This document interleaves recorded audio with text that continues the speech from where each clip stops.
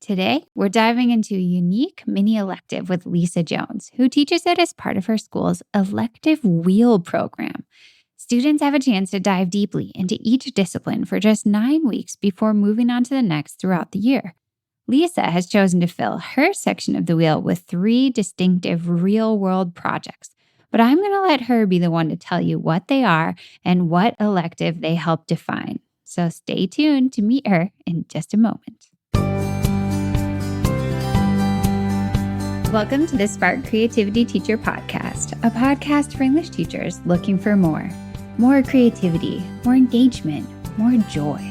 And no more scripted curriculum, lesson planning ruts, or boring book lists. I'm Betsy Potash, and I'm honored you're trusting me to help. You're not alone on this creative journey anymore. Welcome to the show, Lisa. It's so great to have you here. Thank you. It's so great to be here. I wanted to give you a chance at the start here just to introduce yourself a little bit and your school and give us the big reveal. Tell us the elective we're going to dive into. I'm Lisa Jones. I teach 8th grade English at a public middle school in Virginia. I taught high school English a very long time ago and took a long hiatus. So now I'm back. This is my first year all over again. The elective that I teach is called Literacy in Action.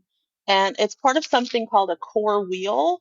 And it's new this year. So they stay with me for a 9-week marking period, and then they rotate to another core teacher for an elective in that area. So they have 2 science electives, 1 history, and 1 ELA elective on the wheel.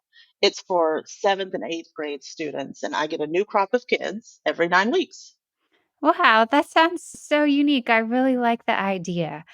Let's start with kind of the big picture view if we zoom out. When you set up this course, Literacy in Action, what were your big goals? How did you hope to influence your students? Well, I didn't get a lot of guidelines going in. It was kind of like, okay, here it is, do what you want. I think So, that's the best. right. So I kind of wanted to give that freedom to my students as well. But my goal was to look at the ways that literacy shows up in the world and try to make that real to the students and make it something that they could actually see themselves participating in an authentic way. So knowing I only have 9 weeks with each group, I picked 3 projects.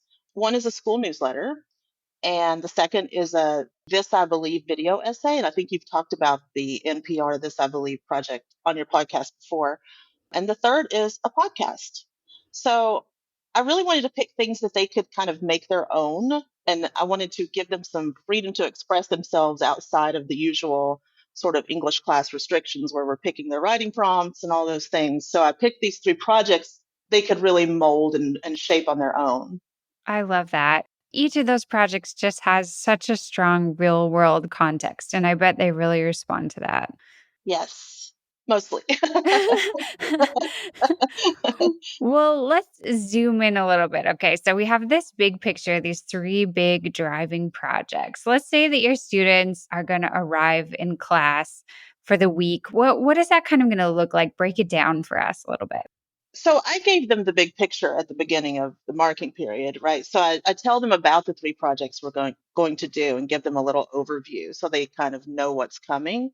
And then the day-to-day structure is, we sort of focus on that newsletter first. And we talk about fake news, we read some articles about journalism, we learn about what makes something newsworthy and relevant to a particular audience and so on. And then we split up into small groups and they work different beats, right? So some interview teachers for a profile, and others might talk to the athletic director about whatever sports events are coming up. You might have a fine arts beat where the students are talking to drama teachers or the band director to see what events are coming up there.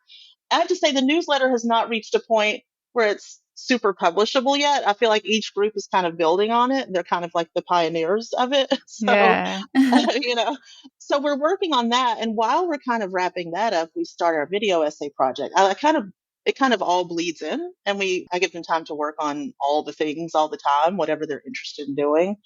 And the video project is the This I Believe video essays. So I don't have them write out an essay. I just, I feel like they do enough of that in their regular English classes. And I kind of want to give them a break from that, the way literacy shows up like that, and let them jot down notes, have it be really authentic and just express themselves in an essay. We We watched some examples of those. There are plenty of them on the internet. And, they talk about one of their core beliefs and sort of tell the story of what happened to shape them and make that belief so important to them. So some of them, they all do a short video, but some of them will do like an animation. Some it's just their face and they're talking, or it's their voice over a picture. So I let them kind of have freedom in how they want that to look.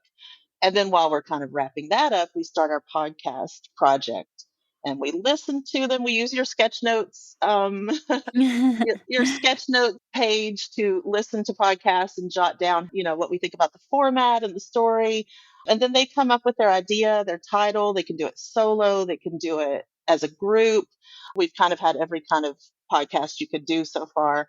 And we do a lot of planning and then record. We don't really do anything fancy. They just record it on their iPads. Like I said, they're kind of laying the groundwork for later groups for this elective, and we're just hodgepodging it together.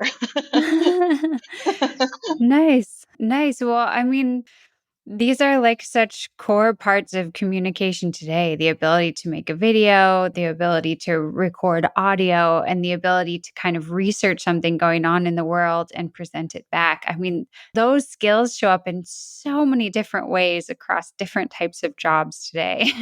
And so I really Exactly. like that they're just having a chance to get their feet wet. I mean, they're pretty young. They're just like warming up into these genres. Right. And I feel like you might do a project like this in a regular English class, but I feel like because this is an elective, I can give them a bit more freedom that they don't Yeah. necessarily always get in a core class. So I'm excited about that. Yeah, that's very cool. Tell us, if you would, a story about a certain student without mentioning their name or a certain project, a moment from the elective that you've just seen be really important, just impactful. What's a little memory of the year so far that you hold dear? Okay. In the second marking period, we're in marking period 3 right now, but in my last group, there was a group that did a podcast. And I mean, the podcasting has been really fun because giving them that total freedom when it comes to their topic and the layout of their episode, it really, they come up with some interesting stuff. So I had a group of 3 girls, and they were just really fun kids to talk to in general. And they like to gossip a little bit. So they they turned that kind of into a podcast about fashion trends in the school. And I worried at first. I was like, this could end up feeling mean spirited if it's not done the right way. And with different Mm. students, it could have. But the way they did it, it was just fun. They didn't name any names. They didn't say anything bad. It was just this really fun, sort of lighthearted look at fashion trends among middle schoolers. So they had a really good time recording it, and it was so much fun for all of us. And I know kids are not always having fun in English class, right? So if I can give them a chance to have some freedom and some choice and some enjoyment in a literacy project, I feel like that can spill over into how they feel about ELA in general, right? Or at least I hope Yeah. so. Yeah, absolutely. And I mean, it's so doable to practice those ELA skills through a podcast about anything. I mean, you're doing the research, you're scripting, you're speaking, you're thinking about your audience. These are all like extremely important ELA skills. Exactly. That's wonderful. Well, I wanted to wrap up just by asking you if there's one or two pieces of crucial advice you'd give to another teacher who wanted to build either a literacy in action elective or a literacy in action unit in their classroom. If you're doing an elective or any kind of unit like this, I think especially if it's an elective, I think use the fact that you're teaching an elective as an opportunity to give students as much choice and agency as possible. And we can, of course, give them some agency in regular English classrooms as well. But if it's an elective, you're kind of given permission for that a little bit. So you'll have kids who don't want to do anything at all. I've got kids who were just put into this elective and maybe don't want to do it. But the beauty of something as general as that title, Literacy in Action, is that you can put pretty much anything under that umbrella. So if you get the opportunity to teach something that can be defined so broadly, I feel like it's a really good chance to give students some autonomy and let them define their projects right alongside you. In regular classes, we're often trying to get to that end product that aligns with particular standards. But in an elective, you can still think about how those standards fit into what you're doing. Like you were just talking about all the all the great skills that you're working on in a podcast, but you have the freedom of letting them have a little more fun with it. And then, if you can squeeze one of these projects into a regular ELA class, then that's even better. Awesome. Well, thank you so much for being here, Lisa. This has been a pleasure.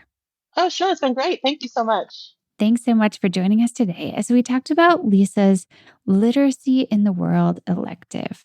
Until next time, take care of yourself and stay creative.